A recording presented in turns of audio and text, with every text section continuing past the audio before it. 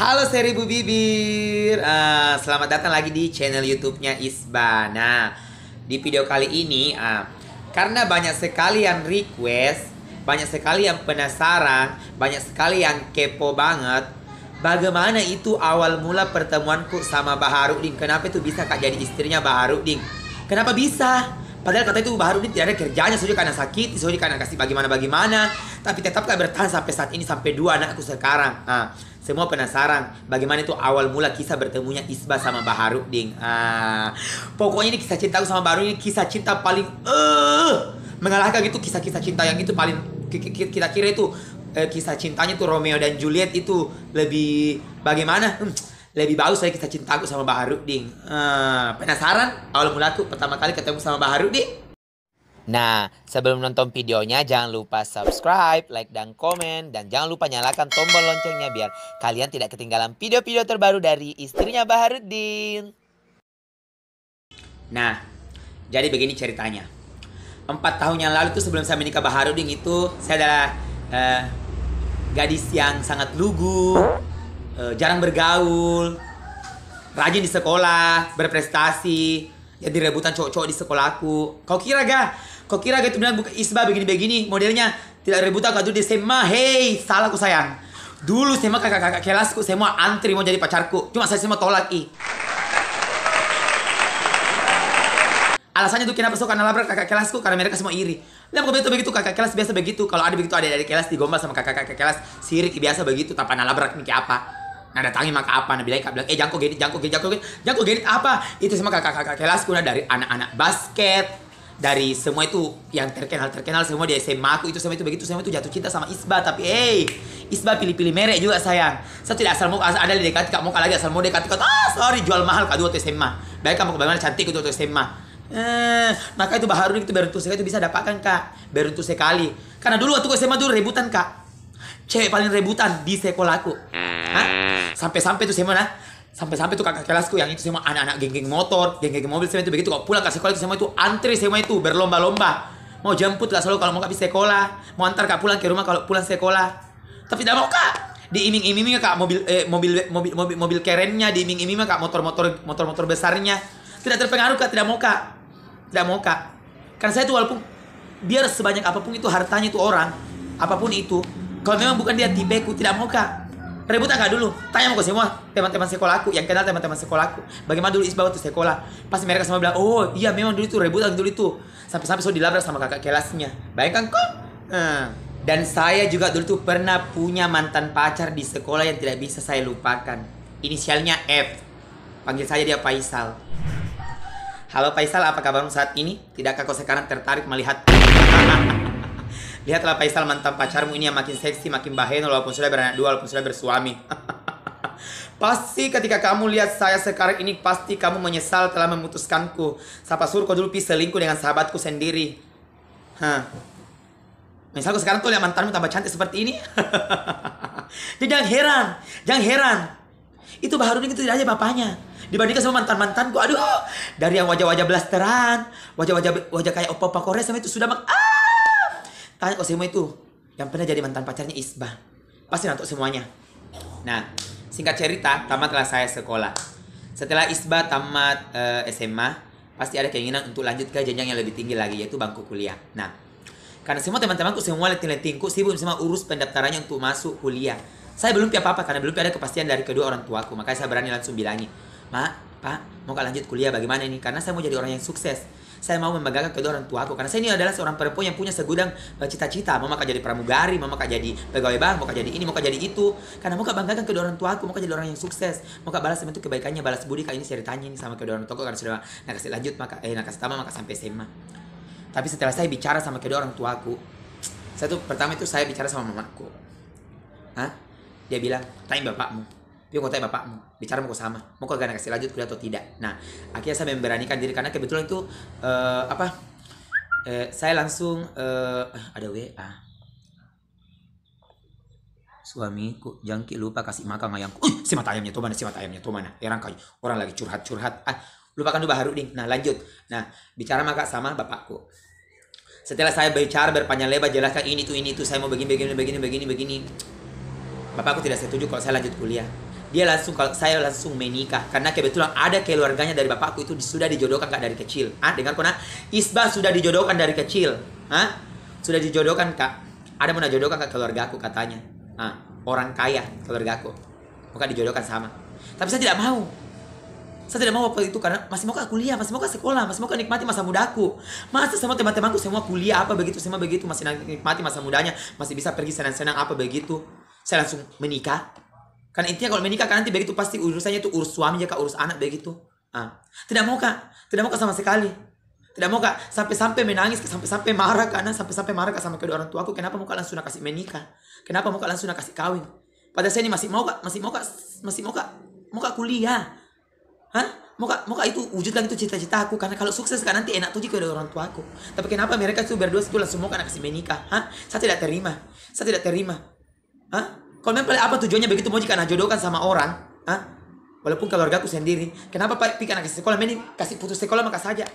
Lanjut lagi, singkat cerita lagi ya. Nah, saya sampai berbulan-bulan tidak bicara sama kedua orang tuaku, sama bapakku sama mamaku gara-gara masalah itu perjodohan, karena tidak mau kak dijodohkan, tidak mau kak menikah. Asalkan masih muda kak, masih 16 tahun mau kak dikasih menikah, tidak mau kak. Kubayangkan nih, teman-temanku nanti semua biasa semua itu, nanti ada teman-temanku dia semua pakai baju kantoran, nanti apa semua sukses semua apa begitu, sedangkan saya gendong-gendong anak, maka nanti tidak mau kak, sudah kubayangkan tidak mau kak.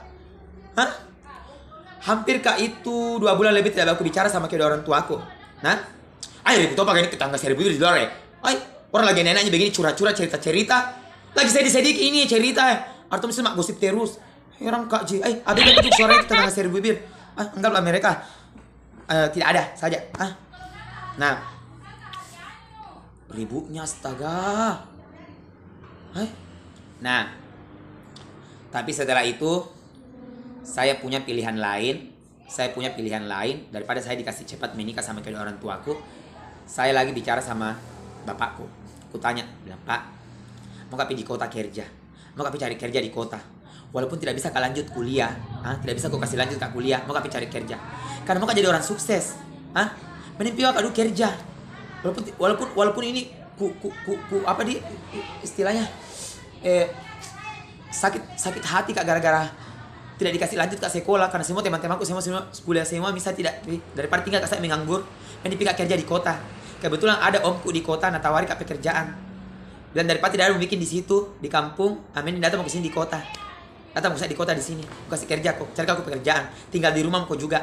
Tanya mamamu sama bapakmu sekarang. Nah, karena kebetulan dulu kakakku juga di sana, dibawa sama omku kerja di sana. Mending dong saya pilih kerja di kota daripada saya tinggal di rumahku terus. Nanti nak kasih kawin itu kan nanti bapakku sama mamaku. Aku terima lah tawarannya. Akhirnya berbagai macam saya lakukan, kubujuk orang tua aku semua sampai tidak mau kalau pergi ke kota itu. Alhasil saya berhasil bujuk kedua orang tuaku. Maka diizinkanlah saya untuk pergi ke kota di rumahnya omku. Karena nak pikir pertama di sana rumahnya di omku kutempai, otomatis terlindungi kak Ji. Tidak bisa ada orang macam-macam sama saya karena ada Ji omku jagai kak. Nah, diizinkanlah saya untuk pergi ke kota. Dan singkat cerita, berangkatlah saya ke rumahnya omku ke kota.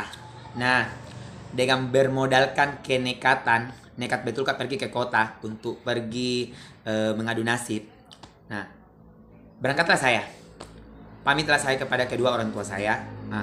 Mama aku tuh menangis terus. Tidak mau kalau itu pergi ke sana. Karena saya anak kesayangan. Anak Mas. Satu-satunya anak perempuan di keluargaku, anak terakhir lagi. Nah, berangkatlah saya ke kota. Nah, sesampainya saya di rumahnya omku. Nah, kusingkat-singkat nih ceritanya. Nah, kalau ku jelaskan lagi lebih panjang lagi nanti durasinya. Sampai maka di rumahnya omku. Nah, tinggal maka di sana sekitar 2 hari itu sampai di sana langsung ikut bilang, mau kayak dikasih kerja apa? Tanya kak omku. Ada sini tokonya temanku. Kalau mau kerja toko makanan ayam. Astaga, apa nanti gue kerja di sana om? Jadi anu ke situ, jadi kasir kok layani orang apa situ, kalau ada beli makanan ayam, bagaimana itu apa begitu yang jual pangan ayam, semua situ makanan ayam, apanya situ, makanan burung apa semua begitu, ternak unggas semua begitu, toko begitu mau kasih kerja omku di situ. Nah, tidak ada pilihan lain karena itu jangan bisa kasih kerjakan ke omku. Padahal mau itu kerja kayak di tempat-tempat kayak kafe, Apakah begitu? Karena kalau di kafe kak kerja tuh, siapa tahu nanti bisa kak ketemu cowok-cowok ganteng begitu. Kalau ada pelanggannya biasa datang, customernya datang begitu. Nah, tidak ada pilihan lain. Akhirnya Isba terima dong tawarannya omku. Lagian juga gajinya lumayan tinggi. Itu katanya per bulannya itu saya digaji 5 juta. Nah, 5 juta untuk 1 bulan. Saya terima pekerjaan itu. Saya terimalah. Ambil mau ini nomor WA-nya, katanya ini yang punya toko. Telepon mi, chat mi, SMS mi, atau apa gak begitu, hubungi mi. Kapan kau bisa panggil untuk di interview atau wawancara kau nanti begitu. Oke. Singkat cerita saya ambillah kontaknya. Saya chat lah sama ownernya itu yang punya toko pakan apa itu? Toko ternak unggas itu yang saya tempati kerja. Dikasihlah saya kontaknya sama omku, saya chat langsung. Dan setelah saya chat, saya disuruh langsung datang interview besoknya. Saya disuruh langsung datang untuk diwawancarai. Keesokan harinya datanglah saya di sana. Saya disuruhlah dijelaskan semua latar belakangnya, apa begini, tamatan apa, begini, ada gak pengalaman kerjanya, begini. Dan entah kenapa, dia langsung tertarik sama saya dan saya langsung dikasih kerja pada waktu itu juga. Pas saya datang, setelah saya diwawancara di interview begitu, langsung saya juga dikasih kerja di situ toko langsung. Saya langsung kerja di situ toko. Di situ sudah ada karyawannya 2 orang cewek juga. Jadi saya bertiga karyawannya cewek. Bertiga karyawannya cewek. Langsung gak kerja pada hari itu juga. Nah, 1000 bibir. Hari pertama kerja berjalan dengan lancar.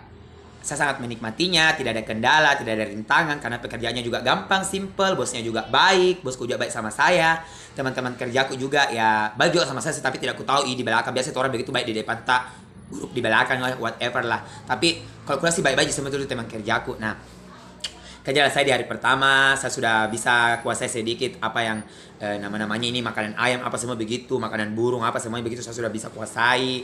Harga-harganya semua begitu, kenalan sama pelanggan-pelanggannya, bosku bilang ini pelanggan, tetap ini pelanggan ini, melayani customer dengan baik. Sempat juga dikasih jadi kasir. Di hari keberapa kak itu datang Baharudin di tokoku kayaknya setelah 1 minggu kak kerja di sana. Nah, ini dia. 1 minggu saya kerja di sana. Waktu itu pas pagi-pagi saya baru buka toko. Baru buka toko. Nah, tiba-tiba ada seorang cowok. Astaga. Kalau kayak gitu. Butami itu ya namanya kita naluri wanita. Kalau lihat cowok ganteng apa begitu pasti langsung bagaimana gitu. Saya kaget. Pas baru buka toko, tiba-tiba ada motor parkir di depan toko. Turunlah cowok pakai helm, apa aja namanya tuh, helm tengkorak itu ya, helm tengkorak. Helm tengkorak, bawa ayam lagi. Tapi wow, saya lihat keren sekali ini semua, ini kulitnya bersih semua, ini apa begini baru. Wangi sekali tuh, hari masih pagi-pagi nih sudah dapat pemandangan yang indah di tempat kerja. Nah, saya lihat, saya tanya temanku, siapa itu? Siapa? Sana cowok, siapa itu? Oh, langganannya bos. Langganannya katanya bosku. Wah, sumpah. Itu pertama kalinya saya ketemu sama Baharudin. Ganteng sekali. Cakep sekali. Itu salah satu alasan kenapa tidak pernah kasih muncul di videoku. Nah, temanku saja 2 yang kutemani kerja tergila-gila sama dia. Jatuh cinta sama dia. Apalagi saya. Ganteng sekali, bersih. Tapi saya bawa ayam. Itu gue herankan. Karena saya ada ayamnya yang bawa. Itu mie joker merah. Nah, alhasil masuklah dia jalan. Salah tingkah kak, di depannya salah tingkah kak. Kulihat lihat terus begini kak. Buka.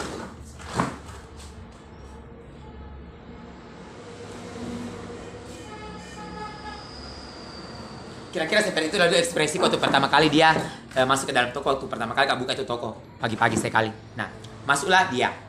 Cuek sekali. Tidak menyapa, tidak ucapkan salam. Bilang kak, apa laki-laki sombongnya, astaga, untung gak gaji. Masuk ke dalam toko. Nah, lihat semua itu makanan ayam. Menyapu kami bersihkan maka alasan maka begitu. Pergi ke sana, sengaja kali bersihkan ke sana. Pergi ke sebelah sini, sengaja kali menyapu sebelah sini. Pokoknya begitu cari perhatian kak. Mau tahu Mila naluri wanita. Nafsu betina. Ku ikuti terus. Tapi cuek sekali. Tidak ada perhatian kak begitu. Saya panjang nalirik 1 kali. Tapi itu yang bikin ilfil kak. Kenapa bawa ayam? Kenapa tuh ada terus ayam bawa? kak, baru na peluk-peluk itu ayamnya, na cium-cium begitu. Heran kak Ji. Terus pas itu sementara mengepel lantai kak begitu, datang ke saya jalan, masih pakai itu mengepel. Langsung bilang, ih Jaki tuh kesini baru kupeli, kau tuh nanti lagi kembali. Oh sorry, beda mana bos tak? Nah tanya kak, katanya, iya akhirnya bicara tuh pale dari tadi kayak bicarai ke apa begitu, apa semenjak masuk dari tadi pagi, tidak pernah kak udah bicarai, cuek saja terus. Tapi itu yang bikin meleleh, kalau saya tuh suka cowok yang cuek. Saya tuh sangat tergila-gila sama cowok yang cuek, karena cowok yang cuek itu misterius banget gitu orangnya. Nah bicara sama kak, mana bosmu? Udah masih ada di atas. Kenapa saya panggilkan Ki? Udah bisa gak dipanggilkan karena mau ambil katanya nih makanan ayamku yang kupesan 2 hari yang lalu. Nah, aku telepon dari bosku dari bawah. Bos ada nih langganan tak? Cari Ki, katanya mau nambah makanan ayamnya. Tapi pas kayak itu main nelpon bicara tuh bosku begitu, nah perhatikan terus kan, lele terus kak, pokoknya lele terus kak, salting kak, di lele terus ya. Saya tuh paling tidak bisa, walaupun itu bagaimanapun itu pedeku kalau lele kak itu cowok, apalagi itu cowok yang aduh bagaimana dia pas itu salting kak begitu. Lele terus maka kenapa ini cowok lele terus kak, tapi cakep sih memang. Pokoknya waktu itu tidak bisa kak paling itu dari Baharudin, tidak bisa itu teralihkan itu pandanganku dari dia. Hai saking gantengnya itu suamiku. Singkat cerita lagi sih, maka singkat cerita mana. Aku bicarain sama bosku untuk mau nambah makanan ayamnya. Mak gosip maka sama teman kerja aku bilang, ih ganteng itu cowok begitu, langganannya itu bos, langganannya itu bos ganteng tuh begitu, tapi cuek sekali tuh apa begitu tapi mereka kita bawa ayam mereka, anunya itu ayam kesayangannya itu, soalnya bawa itu kok datang belanja ke sini, wah nah saya suka itu ayamnya itu begitu, lebih nak cinta itu ayamnya daripada papanya begitu. Mereka masa sih, iya mereka begitu heran, mereka begitu mereka, ada tuh cowok begitu dia, tunggu dulu apa ya. Suamiku sudah enggak dikasih makan ayamku, astaga, semata ayo lah kok baru-baru cerita ayamnya. Oh, nah cerita lagi sudah dikasih makan ayamku. Betul suamiku dari malam belum pulang-pulang pi. Biar nanti lah urus ayamnya dulu, cerita maka lagi dulu lanjut dulu ceritaku. Nah aku lanjut ceritaku tuh, nah kembali makanan ayamnya ya nah pesan begini. Tak pernah panggil kak bosku. Anu mau nama aku sebut saja nama aku Anu. Kata maka, ya bos. Tapi kau tuh ambil kang ini makanan ayamnya, ayam itu anu pesanan di atas ada di situ, kutulis namanya di situ, cari mau ke atas nama Baharudin. Naik ke atas ambil nih. Pokoknya perhatikan terus, kan juga perhatikan terus, cantik dong saya begitu. Waktu itu rambutku masih sampai sini panjangnya rambutku. Masih panjang rambutku itu hari, masih polos, masih lugu. Belum pakai krim apa begitu, krim untuk kasih cerah wajah begitu, belum kenal itu yang begitu. Belum pintar pakai lipstick apa begitu semuanya. Maka ambil kangi pesanan makanan ayamnya. Nah setelah saya bawakan, ku kasih kami. Nah bayar mi anunya.